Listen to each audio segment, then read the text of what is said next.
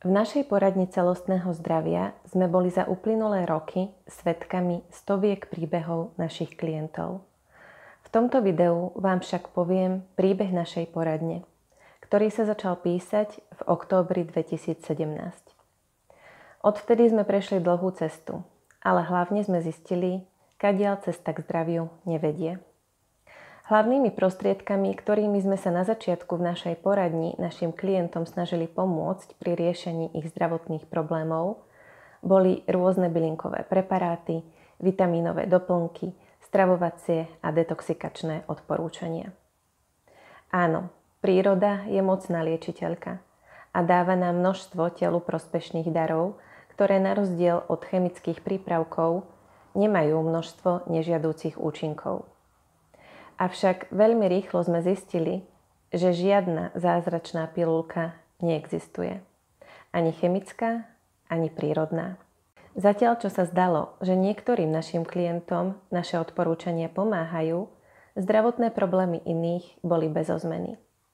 To nás nútilo pýtať sa samých seba, kde je chyba. Hľadali sme zázrak, pomyselnú zázračnú pilulku, zázračnú terapiu, jednoducho čarovnú paličku, tak ako ju hľadáte mnohí z vás. Pred nami bol však rébus, ktorý sme nevedeli rozlúštiť.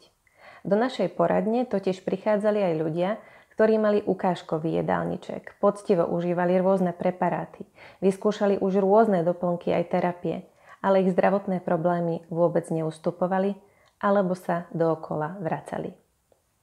Odpovede na naše otázky nám dala až psychosomatika podľa germánskej novej medicíny, vďaka ktorej sme pochopili, ktoré ochorenia, respektíve fyzické symptómy, majú aké konkrétne psychické, respektíve duševné príčiny.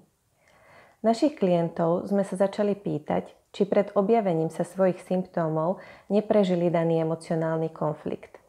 A opakovane sme dostávali rovnakú prekvapenú odpoveď. Áno, stalo sa mi, prežívam toto a tamto. Ako to viete? Naše konzultácie s klientmi šokovali aj nás samotných, pretože sme si zrazu pripadali, ako by sme mali kryštáľovú guľu, i keď to tak vôbec nebolo. Vďaka psychosomatickým princípom, ktoré nás naučila germánska nová medicína, sme dokázali veľmi presne identifikovať psychickú, respektíve emocionálnu príčinu fyzických ochorení našich klientov. A aj to, v ktorej fáze ochorenia sa nachádzajú. Či je u nich emocionálny konflikt stále aktívny, to jest nevyriešený, alebo sa nachádzajú naopak už v tzv. Postkonfliktnej, to jest nápravnej fáze, ktorá nastane po vyriešení emocionálneho konfliktu a po ktorej nasleduje úplné uzdravenie. Na základe poznatkov psychosomatiky podľa germánskej novej medicíny nám bolo jasné, prečo niektorí klienti márne skúšali rôzne prostriedky liečby. Nevyriešený emocionálny konflikt totiž nezmizne bylinkami, vitamínmi, zmenou stravy ani detoxikáciou. Darmo budete živiť vaše fyzické telo, keď bude vaša duša hladovať. Žalúdok vás neprestane bolieť, keď zo stravy vylúčite napríklad lepok alebo začnete užívať bylinkový čaj, ak budete každý deň v strese z manipulatívneho šéfa alebo zo žiarlivého partnera. Psychosomatika ma postupne priviedla k štúdiu psychológie a coachingu. Moje psychologické a coachingové vzdelanie prepájam v rámci terapeutického coachingu, pomocou ktorého klientom našej poradne pomáham uvidieť, ako, kedy a prečo ich problém vznikol a zároveň im pomáham nachádzať riešenia v náročných životných situáciách v osobnom či pracovnom živote.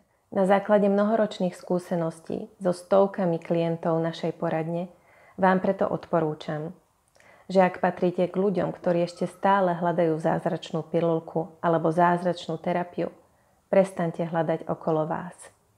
Zázrak, ktorý hľadáte, sa totiž po celý čas ukrýva vo vás.